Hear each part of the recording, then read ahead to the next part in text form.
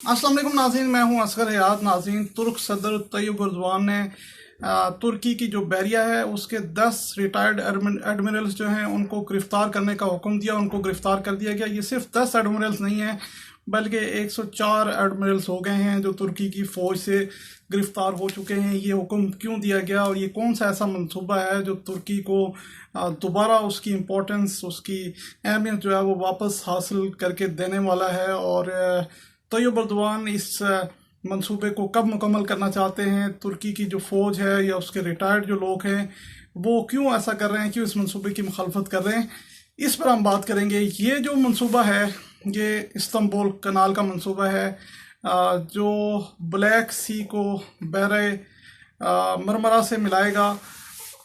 आबनाए Bosphorus जो है इस इलाके में तुर्की की एक कनाल है जो ब्लैक सी को बहरे मरमरा से मिलाती है। अब इस तमाम सूरत को जानने के लिए सबसे पहले ये जानना ज़रूरी है कि तुर्की की जो लोकेशन है वो क्या है, इसके साथ जो ब्लैक सी है इसकी अहमियत क्या है, आबनाए बास्फोरस क्या है, ब्लैक सी कंट्रीज़ कौन कौन सी हैं और तुर्की उनके लिए क्या अहमियत का हामिल, क्या अहमियत रखता है। तुर्की के शुमाल में जो समंदर पाया जा रहा है, अगर आप नक्शे में देखें तो ये ब्लैक सी है और इसका दुनिया के साथ वाहिद रास्ता एक ही कनाल है जिसको बास्फोरस कनाल कहते हैं या आबनाए बास्फोरस कहते हैं। इसके ज़रिए इसका दुनिया से समुद्री रास्ता जुड़ता है क्योंकि ये आबनाए बास्फोरस जाके बहरे मरमरा से जाके मिलती है।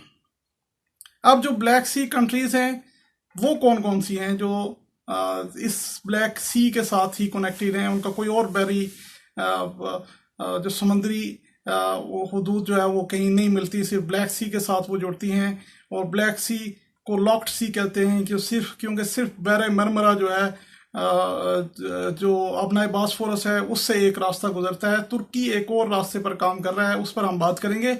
लेकिन जो कंट्रीज़ हैं, जो ब्लैक सी कंट्रीज़ हैं जो तुर्की के शुमाल में पाई जाती हैं, उनमें सबसे इम्पोर्टेंट रूस है, यूक्रेन है, रोमानिया है, बल्गारिया है, मोल्डोवा है और जॉर्जिया है। ये इंपॉर्टेंट तरीन कंट्रीज़ हैं और इनकी अहमियत इस वजह से है कि ये गैस और तेल के ज़खायर से माला माल कंट्रीज़ हैं और ये समुद्री रास्ता इनका वायद यही है, आबनाए बास्फोरस है, इसके थ्रू, तुर्की के थ्रू ये रास्ता गुजरता है। लेकिन इसमें एक एग्रीमेंट हुआ था 1936 में, जब फर्स्ट वर्ल्ड वार के बाद तुर्की एक कमज़ोर पोजीशन में था तो उस वक्त एक एग्रीमेंट हुआ और इन कंट्रीज़ ने अपना तहफ़्फ़ुज़ किया। रूस की जो गर्म पानियों की वाहिद पोर्ट है वो इसी ब्लैक सी में मौजूद है। इसकी अहमियत का अंदाज़ा इससे लगाया जा सकता है कि सालाना 50,000 जहाज़ यहाँ से गुजरते हैं जो ब्लैक सी कंट्रीज़ की समुद्री तिजारत करते हैं। अब इम्पोर्टेंट चीज़ ये है कि 1936 में मॉन्ट्रियो एग्रीमेंट हुआ जिसमें रूस और दीगर ममालिक ने तुर्की की कमज़ोर पोजीशन का फ़ायदा उठाते हुए ये एग्रीमेंट किया और इस एग्रीमेंट में ये चीज़ डलवाई गई कि आबनाए बास्फोरस से तुर्की जो है वो कोई फ़ीस वसूल नहीं करेगा। आबनाए बास्फोरस से जो भी जहाज़ गुजरेगा तुर्की उसकी कोई फ़ीस वसूल नहीं करेगा। फिर ये चीज़ है कि दूसरे जो ममालिक हैं जो ब्लैक सी कंट्रीज़ नहीं हैं उनके जहाज़ जो है, जंगी जहाज़ यहाँ से अगर गुजरेंगे भी तो उस पर पाबंदी आयद की गई कि वो 21 दिन से ज़्यादा क़याम नहीं कर सकेंगे और उनकी तादाद एक मुकर्रर की गई कि एक वक्त में इतने से ज़्यादा जहाज़ जो है वो यहाँ पे ब्लैक सी में क़याम नहीं कर सकेंगे। यानी कि रूस और दीगर जो कंट्रीज़ हैं उनका तहफ़्फ़ुज़ किया गया। अब तुर्की एक मंसूबे पर काम कर रहा है जिसको इस्तांबुल कनाल कहते हैं। ये इस्तांबुल कनाल मंसूबा है, ये इस्तांबुल के मगरबी हिस्से से ये कनाल निकलती है और ये ब्लैक सी को आबनाए बास्फोरस, ये ब्लैक सी को जो है वो बहरे मरमरा से मिलाती है और जिसके बाद ये दुनिया की समुद्री ट्रेड से ये रास्ता जाकर मिलता है। अब ये मंसूबा तुर्की क्यों शुरू कर रहा है? तुर्की एक तो आबनाए बास्फोरस से जो जहाज़ गुजरते हैं 50,000 जहाज़ सालाना गुजरते हैं, उनका 1 रुपये का टैक्स भी हासिल नहीं कर सकता क्योंकि वे एक मायदा है जिसकी उसको पासदारी करना ज़रूरी है। अब दूसरी कनाल का मायदा नहीं है कि दूसरी कनाल अगर तुर्की बनाएगा तो इसके ज़रिए ये तुर्की टैक्स नहीं ले सकता। दूसरी कनाल बनाएगा तो तुर्की सालाना $1 अरब का टैक्स जो है वो हासिल कर सकेगा। इसके अलावा रेजिडेंशियल टूरिस्ट डेस्टिनेशंस बना रहा है, अपार्टमेंट्स बना रहा है। तुर्की बहुत बड़े एक मंसूबे पर काम कर रहा है जिससे बड़ी तादाद में टूरिस्ट जो है वो इस इलाके में जो है वो आबाद होंगे, बड़ी तादाद में रेस्टोरेंट्स बनेंगे, बड़ी तादाद में टूरिस्ट आएंगे, मुकामी लाखों लोगों को रोज़गार मिलेगा। आबनाए बास्फोरस वाली पाबंदी भी तुर्की पर नहीं रहेगी। तुर्की जो है वो टूरिस्ट डेस्टिनेशन एक बनेगा। और फिर यह है कि ब्लैक सी कंट्रीज जो फ्री आबनाए बास्फोरस से वो जहाज गुजार कर लेके जाती हैं, वो इस्तांबुल कनाल से जब लेकर जाएंगी तो उन्हें टैक्स अदा करना पड़ेगा। अब ये इतना बड़ा मंसूबा है कि जो तुर्की पर पाबंदी थी और जो ब्लैक सी कंट्रीज़ के अलावा जो कंट्रीज़ थी, अमेरिका और बरतानिया, जिनका ब्लैक सी से कोई राब्ता नहीं था और पाबंदी भी थी, और तुर्की पर यह पाबंदी थी कि जंग के दिनों में वो अपना बास्फोरस को बंद भी कर सकता है और किसी दूसरी कंट्रीज़ के जहाज़ यहाँ से जंगी जहाज़ जो है वो एक लिमिट से ज़्यादा नहीं गुजरने देगा और वो एक लिमिट तक वहाँ पर रहेंगे।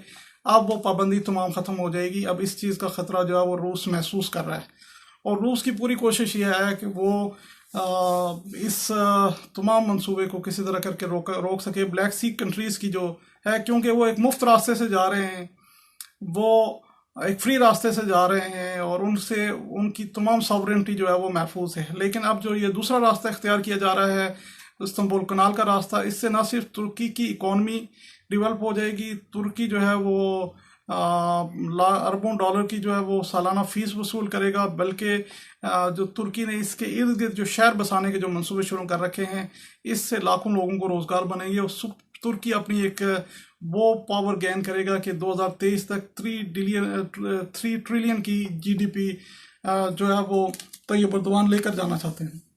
अब इस मंसूबे की मुखालफत जो है वो तुर्की के कुछ रिटायर्ड एडमिरल्स कर रहे हैं, कुछ सिविल सोसाइटी के लोग जो है वो कर रहे हैं, कोई अपोजिशन के लोग कर रहे हैं, और ये इस वजह से कर रहे हैं कि जो बैरूनी पेरोल पर वो पैसे लेकर इस मंसूबे की मुखालफत कर रहे हैं। और इसका वाहिद चीज़ यही है कि किसी तरह इस मंसूबे को रोका जाए। अगर तुर्की इस मंसूबे पर अमल दरामद करता है तो फिर ये यकीनन जो है वो एक रूस के लिए भी ख़तरा है, दीगर ममालिक के लिए भी ख़तरा है, और वो तुर्की अमीर भी हो जाएगा, दोबारा अपनी पावर भी गेन कर लेगा, और जो आबनाए बास्फोरस से जो जंगी जहाज़ नहीं गुजर सकते वो जहाज़ गुजरेंगे इस्तांबुल कनाल से। और तुर्की रूस के साथ कंडीशंस तय कर सकता है, तुर्की अमेरिका और बरतानिया के साथ कंडीशंस तय कर सकता है, जंगी जहाज़ों को और अमेरिकी बेड़े को यहाँ से जाने की इजाज़त दे सकता है। और दोनों तरफ से तुर्की एक बार्गेनिंग पोजीशन में अमेरिका और बरतानिया के साथ कि अगर जाने की वो इजाज़त देता है तो कैसे देगा। और जो रूस और दीगर यूक्रेन और दीगर जो ब्लैक सी कंट्रीज़ हैं उनके साथ के अगर वो निगोशिएट करते हैं कि जी हाँ जी आप उन जहाज़ों को नहीं आने देते, तो वो तुर्की को क्या फ़ायदा देंगे। कुछ टर्मिनल्स जो है वो इस वजह से कि ये मॉन्ट्रियल एग्रीमेंट की खिलाफ वर्जी होगी, या फिर ये जो कुछ ह्यूमन राइट एक्टिविस्ट हैं या कुछ क्लाइमेट चेंज एक्टिविस्ट हैं वो कह रहे हैं कि क्लाइमेट चेंज माहौलियाती असरात इतने बड़े मंसूबे से पड़ेंगे और ये मंसूबा जो है वो तुर्की को माहौली तौर पर तबाह कर देगा, या इस्तांबुल को तबाह कर देगा, या इस्तांबुल को डिवाइड कर देगा। ये कुछ बातें जो है वो वहाँ पर ये मुखालफत इस वजह से चल रही है, लेकिन ये कोई एक बहुत बड़ी मुखालफत नहीं है। तुर्की की हुकूमत तैयब एर्दोगान जो है वो इस मंसूबे को मुकम्मल 2023 में करने जा रहे हैं और इस तमाम मुखालफत को वो कुचलना चाह रहे हैं। इसीलिए 10 एडमिरल्स को जो है वो गिरफ्तार किया गया।